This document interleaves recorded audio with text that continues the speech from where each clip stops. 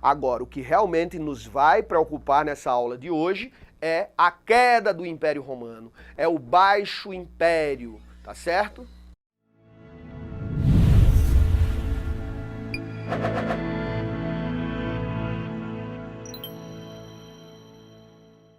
O que é que foi que aconteceu?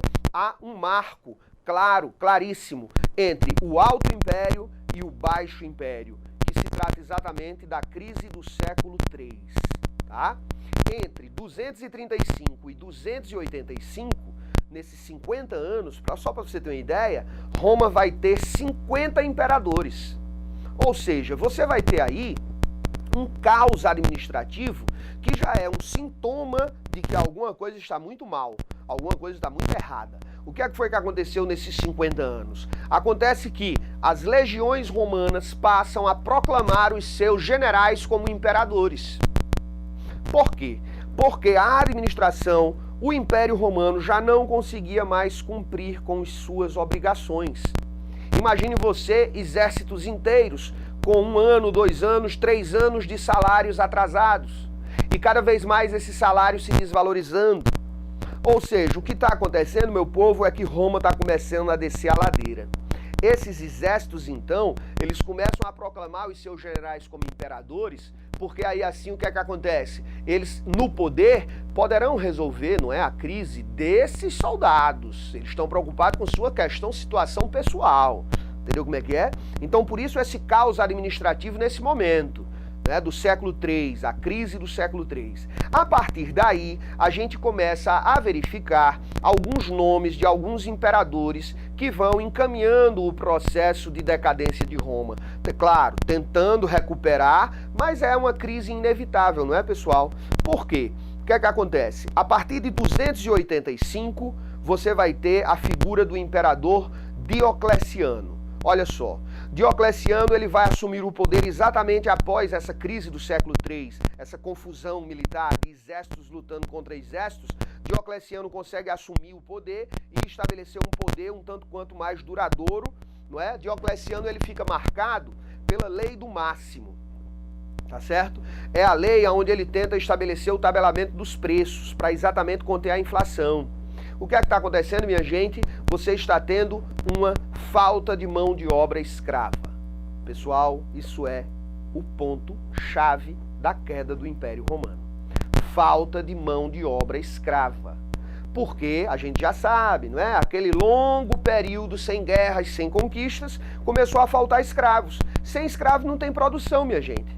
E o governo vive de quê? De arrecadar impostos. Como é que eu vou arrecadar impostos se não está tendo produção econômica? E se o governo não arrecada impostos, ele tem aquela máquina administrativa imensa daquele território e inúmeros e milhares de salários para pagar e cada vez mais a arrecadação diminuindo e, no entanto, os gastos se mantêm. É o que a gente chama de déficit público, não é? Então, é essa crise que está se desenhando. Aí você junta mais aí o quê? Um processo inflacionário de desvalorização da moeda, tá? Porque a moeda, ela era exatamente de ouro e de prata. E aí o que é que foi que aconteceu? As minas na Europa estavam se esgotando. Roma não dispunha mais de metais preciosos para essa cunhagem de moeda. Estava se tornando cada vez mais escasso. Aí o que é que acontece? O Império começa a produzir moedas de cobre, entendeu? Acontece que a moeda vale o quanto pesa. A moeda vale pelo que ela tem. Cobre é um metal absolutamente comum. Quer dizer, as pessoas estavam inclusive começando a partir para a economia de trocas. Olha só, né? O comércio minguando. E é claro que o comércio se arruinando, obviamente também o que é que você vai ter? Crise nas cidades. Olha só, tá certo? O que é que acontece? Você vai ter um êxodo urbano. Nós sempre ouvimos falar de êxodo rural, não é, pessoal? Pois é, agora nesse momento nós vamos verificar o esvaziamento das cidades. As pessoas estão procurando o campo. O que é isso, minha gente? Exatamente, você já sabe. São as origens do feudalismo. A gente pode falar até em processo de feudalização, né? Processo de ruralização, tá? É esse processo que vai começar a acontecer. A partir da decadência do Império Romano, nós vamos entrar onde? Na Idade Média, no feudalismo, tá certo? Então, o imperador Diocleciano, que apesar de ter tentado controlar a crise, a inflação, ele não consegue. Ele até vai dividir a administração do império numa tetrarquia. Tetrarquia são 4, olha aí o mapa, né? Ele divide o mapa em 4 imperadores, 2 Césares e 2 Augustos, né? Que seriam seus filhos.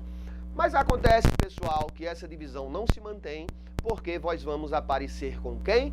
Com a figura de Constantino, tá? Esse é importantíssimo. Olha só, Constantino de 313 a 337, tá? Um governo que ficou marcado por medidas importantíssimas. Uma das principais qual seria? Seria exatamente a construção de Constantinopla. Olha só, a nova Roma, não é? Aquela que vai lá para o Oriente. A porção oriental do Império estava conseguindo se manter de pé, estava conseguindo manter uma saúde econômica, uma saúde financeira. Aí você diz, por quê? Porque eles não dependiam de escravo? Não, é porque eles começam a superar essa questão da escravidão, baseando-se aonde? No comércio. O comércio com o Oriente. E assim a banda oriental de Roma consegue manter a sua saúde administrativa, a sua saúde econômica. Por isso que Constantino vai lá para o Oriente. E em cima da cidade de Bizâncio, ele constrói Constantinopla, a nova Roma, lá no Oriente. Olha só, né? Atualmente a gente sabe, né? Constantinopla trata-se de Istambul, lá na Turquia. Ok, pessoal? Muito bem. O que mais que Constantino vai marcar essa história romana? O Edito de Milão. 313 depois de Cristo, Constantino, ele baixou esse decreto, o Edito de Milão, e aí ele vai fazer o quê? Liberar o cristianismo. Repare, minha gente, não é mais crime ser cristão. Tá vendo? O cristianismo está liberado. Apenas 300 anos depois que o movimento se inicia, né? Mais ou menos 300 anos. Quer dizer, em 300 anos o cristianismo de perseguido conquistou Roma. A maioria dos romanos eram cristãos. Por isso que Constantino libera. Não faz mais sentido o governo de Roma perseguir os cristãos. Por quê? Porque eles são a maioria dos seus cidadãos, né? Aí a gente abre uma outra questão. Por quê? Porque o cristianismo tão rapidamente conseguiu conquistar a maioria dos cidadãos romanos? Opa, então bora ver, né? O que é que acontece? Essa rápida expansão do cristianismo passa por algumas questões, como, por exemplo, o universalismo cristão. O que é isso? É a ideia de que o cristianismo ele é universal, ou seja, ele é para todos. Todos aqueles que aceitarem a figura de Jesus como o seu Deus. Quer dizer, não interessa se você é homem, mulher, menino, velho, gordo, magro, alto, baixo, careca, cabeludo, não importa. Você pode ser do Egito, você pode ser da Grécia, você pode ser da região de Espanha e Portugal, você pode ser do norte da África, não importa de onde você veio e quem você é. Só importa que você aceite a figura de Jesus como seu Deus. Ou seja, o caráter universal do cristianismo, sem preconceitos, não é? O cristianismo abrangia todo e qualquer adepto. Isso facilitou tremendamente a sua expansão. Porque na antiguidade, qual era o padrão? O padrão era o seguinte: eu sou egípcio, então como cidadão egípcio eu vou cultuar os deuses do Egito.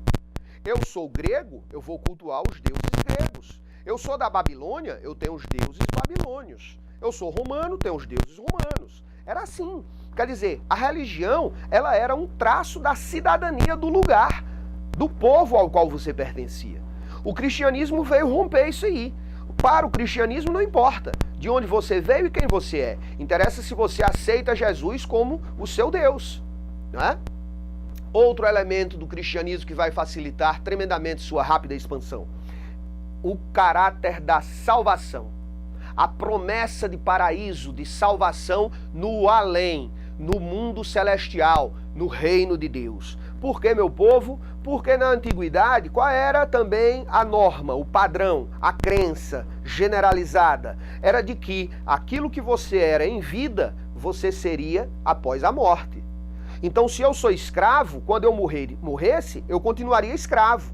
Mas aí chega o cristianismo com qual promessa? A promessa de uma majestade de Cristo, de um reino de Deus, aonde se você seguisse Jesus, você iria para esse paraíso.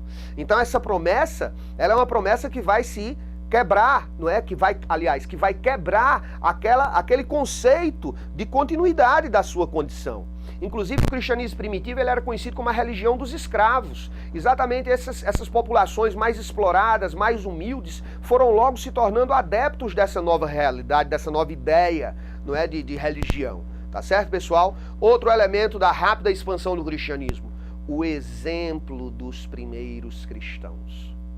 Os primeiros cristãos eram cristãos de verdade. Eram cristãos que efetivamente viviam aquela mensagem deixada a partir de Jesus de Nazaré.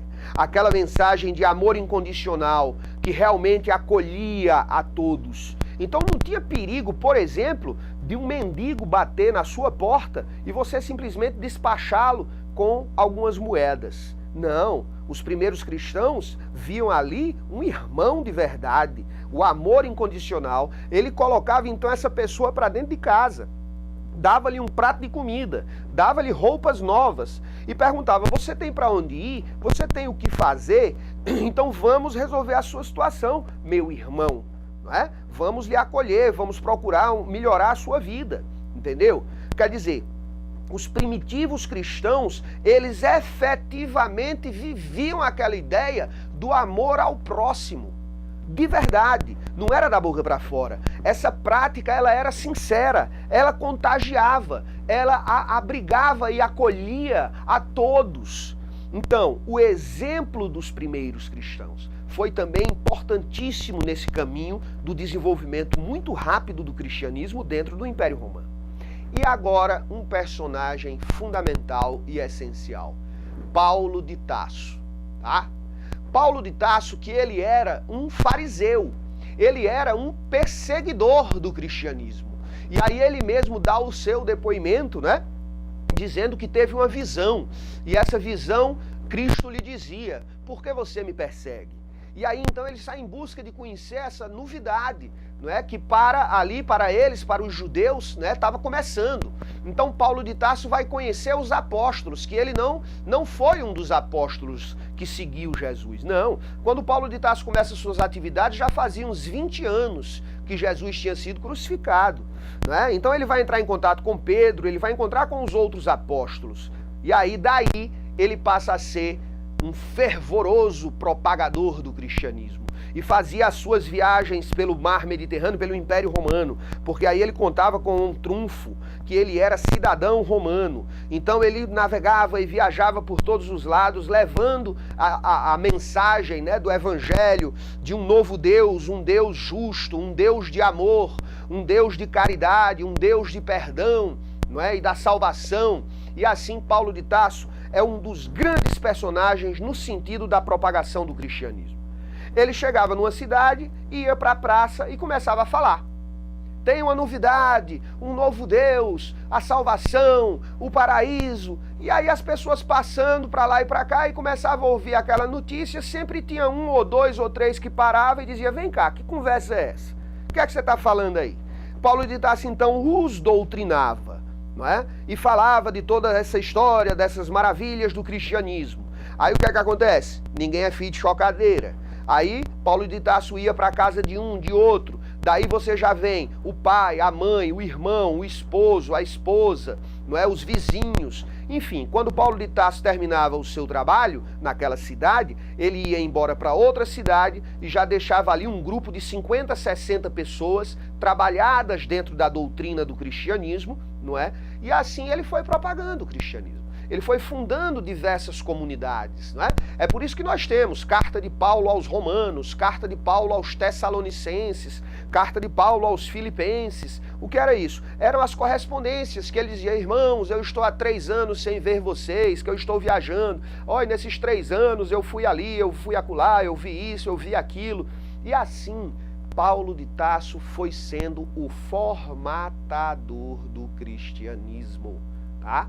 Nas cartas de Paulo você vê uma preocupação com o que pode, o que não pode, o que deve, o que não deve. Pegando a partir dos pontos de vista de Paulo de Tarso, é que aí você vai ter o codificador do cristianismo, tá? Os princípios fundamentais, né, de normas, tá certo? Que foi colocado a partir de Paulo de Tarso, não é? Entendeu? Quer dizer, uma coisa foi a vida de Jesus de Nazaré. Outra coisa foi a doutrina desenvolvida a partir dele, né? E o grande codificador, ou seja, quem colocou os pingos nos is, dizendo o que deve e o que não deve ser feito, foi Paulo de Tarso, principalmente ele, tá certo? E outra coisa é quando esse cristianismo vai virar igreja. Aí, quando o cristianismo vira igreja, aí ele vira uma instituição de poder político, econômico e militar, tá certo? É assim que funciona o processo do desenvolvimento desta doutrina que hoje é a base, não é, da cultura ocidental, não é? Nós nos definimos como a civilização cristã ocidental, tá certo? Muito bem. E aí falando então, não é, no desenvolvimento da igreja, olha só, estamos falando de Constantino. Constantino liberou o cristianismo e também o que foi que Constantino fez? Ele estabeleceu a lei do colonato. Essa lei do colonato dizia que você não podia abandonar a sua profissão e que o seu filho deveria seguir a sua profissão. Resultado, aqueles que estavam se tornando colonos, aqueles que estavam se tornando camponeses, eles vão ficar presos à terra. Tá? Eles vão ficar, então, absolutamente vinculados ao trabalho do campo. O que é isso, minha gente? É a origem da servidão, do servo, lá da Idade Média. Olhe como Constantino é importante, é interessante. Outro elemento, olha aí o cristianismo virando igreja.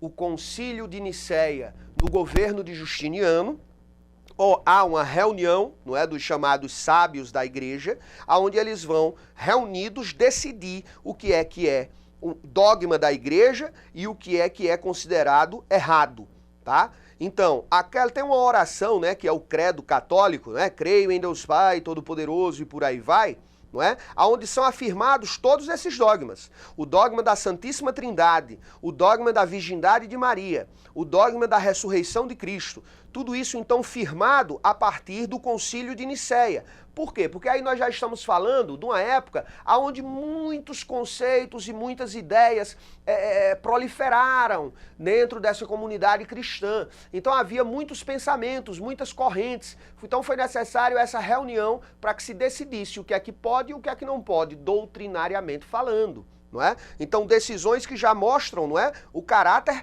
político do cristianismo se colocando, o caráter, não é, do poder político de força de dizer, olha, tem que ser assim e quem não quiser vai estar errado e vai ser excluído. Ok? Já é um processo de formação daquilo que eu lhe dizia, a instituição de poder político, econômico e até militar, não é, que vai se transformar essa igreja. Ok? Outro personagem desse final do Império Romano trata-se exatamente de Teodósio, tá, pessoal? E aí o que é que vai acontecer com Teodósio? Você vai ter o Edito de Tessalônica, tá? Aí o que é que acontece? Teodósio, cerca de 400 anos antes de Cristo, você está vendo aí, 395, é o decreto que diz que o cristianismo é a religião oficial de Roma, do Império Romano. Ou seja, de perseguido, o cristianismo passará a perseguidor. Como assim, Hugo? Como assim? Eu já lhe disse, não é? A intolerância, a impermeabilidade, a não aceitação de nada que não seja cristão, isso está desde as origens. Imagina agora que esta corrente de doutrina, de pensamento, tem o poder. Não é? Então o que é que acontece? Os cristãos agora são a única religião possível do Império Romano. O cristianismo conquistou Roma. Aí nasce a igreja. Aí nasce o cristianismo com poder político, com poder econômico e militar. Então todos aqueles agora que quisessem se manter, não é, nos deuses antigos, né? Plutão, Júpiter, Netuno, os deuses pagãos de Roma, esses são errados. esses têm que ser excluídos, tá? E aí começa, não é, o processo todo de imposição do cristianismo para aquelas comunidades todas do Império Romano. Ah, você está querendo me dizer que do mesmo jeito que nós aqui fomos colonizados e sofremos um processo de catequização, isso também aconteceu ao longo dos séculos na Europa? Claro que sim, minha gente. Até porque aqueles povos bárbaros germânicos que vão invadir o Império Romano, não é? O Império Romano já decadente, já totalmente desarticulado, sem conseguir resistir contra a pressão desses povos bárbaros, o que é que acontece?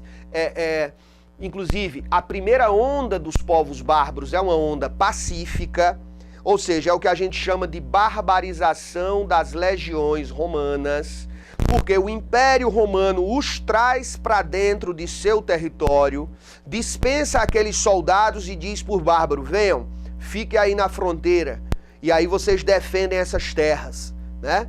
Mas acontece que isso é impossível, porque virão outras ondas, outras invasões, não é? Então, no século IV, esse momento de declínio de Roma, ocorre isso, não é? Uma penetração pacífica dos bárbaros. Então, no século IV, né, você vai ter uma penetração pacífica. Não esqueçamos disso. A primeira onda de invasões bárbaras é pacífica. Os romanos é que os trazem para dentro das fronteiras do Império, não é? Aí, a partir do século V e VI, não. Aí você já tem as ondas de invasão violenta, de saques e desmantelamento do Império Romano. Tá, minha gente? Também com o Teodósio, não é? Você, além dessa história do cristianismo virando igreja, o cristianismo como religião oficial, você vai ter também o quê? Após a morte de Teodósio, olha aí no mapa, você tem a divisão do Império Romano em banda ocidental e banda oriental, tá? A banda ocidental invadida e fragmentada pelas invasões bárbaras e a banda oriental constituindo o chamado Império Bizantino, não é? O Império Romano do Oriente com a capital em Constantinopla. Ok, minha gente? Então, fechando, resumindo, não nos esqueçamos de que falou de queda do Império Romano, você vai sempre buscar aquela alternativa que diz o quê? Escassez de mão de obra escrava. Aí o resto é só consequência. Falta mão de obra escrava, há um declínio da produção da economia, tem a recessão, tem a inflação, tem o desmantelamento da máquina administrativa, porque o governo não consegue mais arrecadar para cumprir os seus compromissos, não é? E aí você junta mais os elementos do desenvolvimento do cristianismo, não é? E mais ainda as invasões bárbaras fechando esse processo. Ok, pessoal? Eu espero que tenha sido, não é, tudo interessante e que tenha sido tudo ok e que eu possa ter esclarecido para vocês algumas questões e qualquer coisa, mande-nos os e-mails para a gente debater. Tá bom, pessoal? Muito obrigado e até a próxima, até o nosso próximo encontro, onde nós vamos entrar na nossa segunda unidade, né? Tá certo? Vamos entrar na Idade Média, período medieval. Ok, pessoal? Um abraço e até a próxima!